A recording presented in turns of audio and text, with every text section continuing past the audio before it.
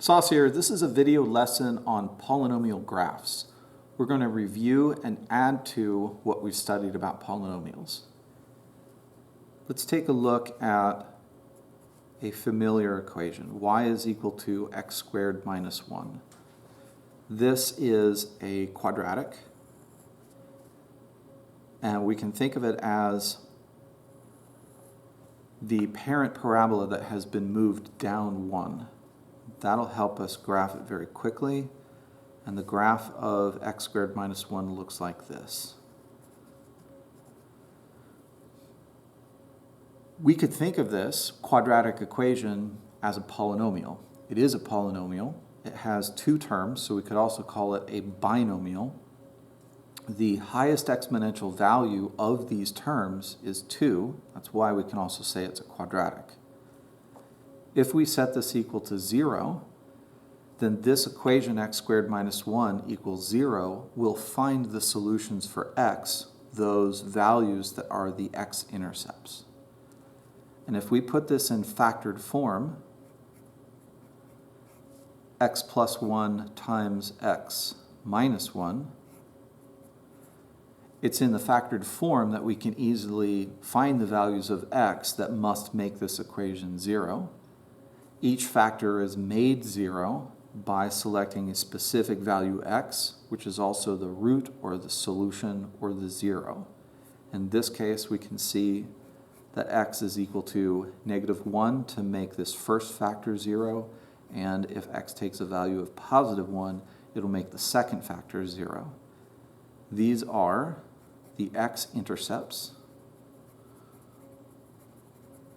We could also call them roots.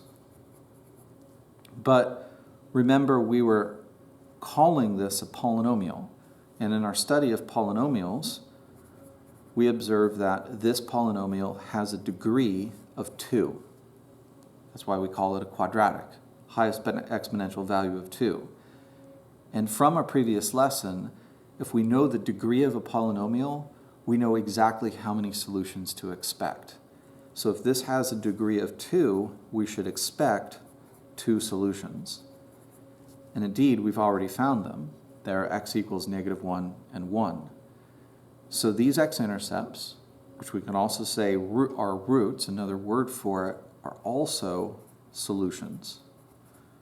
Several terms for the same thing. Let's take a look at another equation that is very similar, and we're going to analyze it in the same way, but it's going to have a surprising result. Y is equal to x squared plus 1 is our new equation. It is a parabola that has been moved up by 1, thinking of it as a transformation of the parent parabola. And its graph would look like this. Now, this is quadratic, but I'm going to use what we have been studying about polynomials. Need to spell it right. This quadratic is a polynomial degree 2, just like the other. And if I know its degree, I should expect to find 2 solutions. Those solutions are also going to be roots or x-intercepts, possibly, but look at my graph. It doesn't intersect the x-axis. So what should I expect when I try to find solutions? Let's calculate.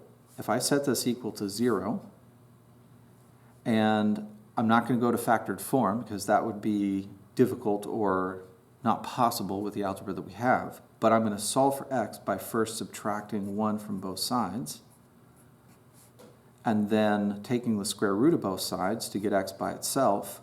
I'll be taking the square root of a negative number.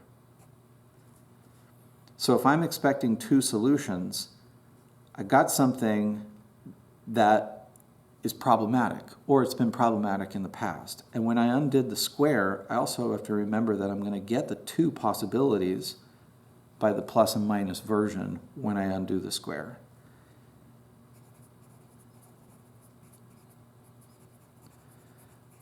This could be problematic. up to this point. But not really. We're going to call the two solutions that we got algebraically, we're going to call them complex roots.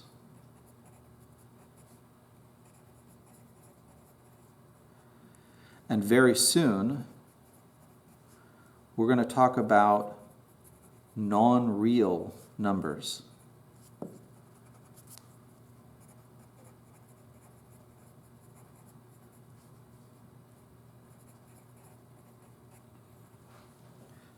But we can see that in this situation, if I have a degree 2 polynomial and I expect two solutions, I do indeed find them, even though this algebraic process results in taking the square root of a negative number. We're going to add to our mathematics what we call non-real numbers or imaginary numbers in order to handle this situation so we can express the solutions that we find in a case like this. And we'll be expressing them as complex roots or complex number solutions. Let's do a little bit more with the graphs of polynomials. I'm not going to draw an axis for this one. But we can imagine the graph of a polynomial. Some polynomials have very complicated graphs that curve all over the place. If we had a polynomial like this, then what could we know about the equation of the polynomial? Well, if you recall, the degree is going to be equal to the maximum number of intersections between a graph and a line. I could put a line over the graph like this, and when I do, capturing the maximum number of intersections, I can count that I intersect the line, in this case, 6 times. The degree of this polynomial will be 6. There's something else that I can understand about the equation from this graph. I can see that both ends of the graph, these arrows, indicate that the values as you go to the left and to the right are going to be going down forever. We could say that the graph's end behavior heads towards negative infinity on both sides. So we could say that this has negative orientation.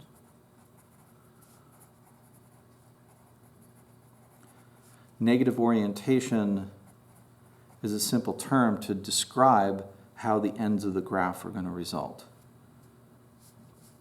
We could do a little bit more and be a little more sophisticated with this. I'm going to graph very quickly a polynomial on an axis.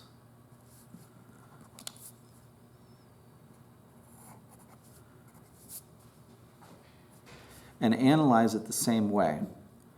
What's the degree of this polynomial? What are the maximum number of intersections I can find if I choose my line in order to intersect it as many times as I can?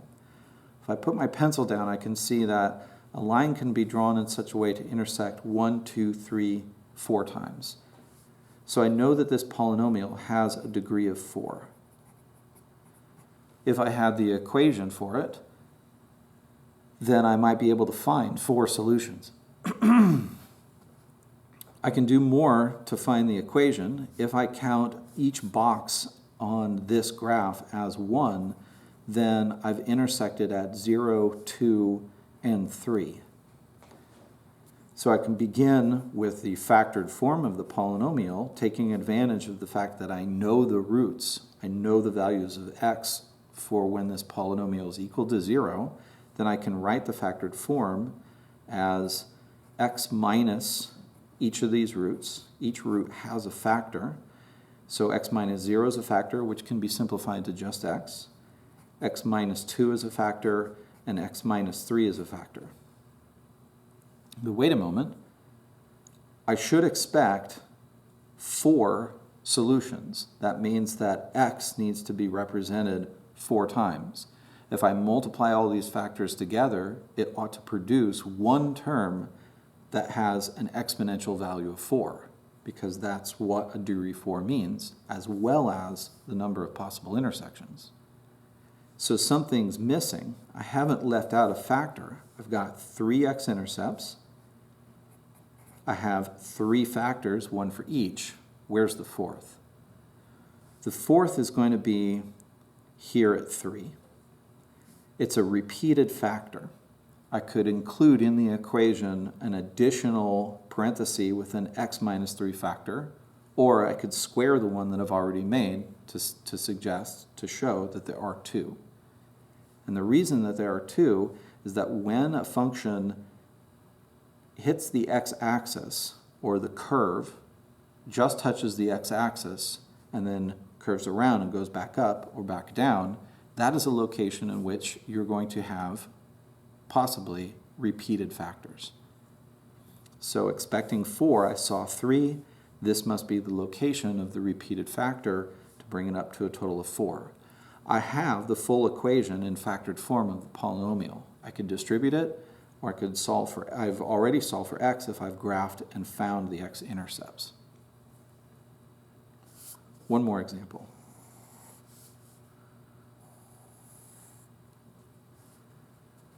What about the parent cubic function y is equal to x cubed? It's a polynomial, and because it has a cube, we know that its degree is 3. And we're practicing understanding that the value of the degree is also the value of how many solutions the equation is going to have. The cubic function looks like this.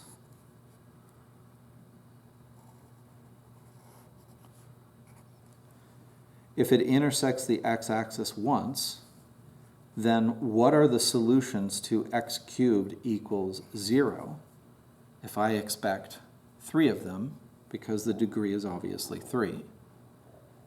They're repeated, just like this example here. We can think of the cubic function as an expansion x minus 0 times x minus 0 times x minus 0. And this location, the single x-intercept, represents all 3 of those solutions at the same value when the equation is set equal to 0. We could say 0 is a repeated root.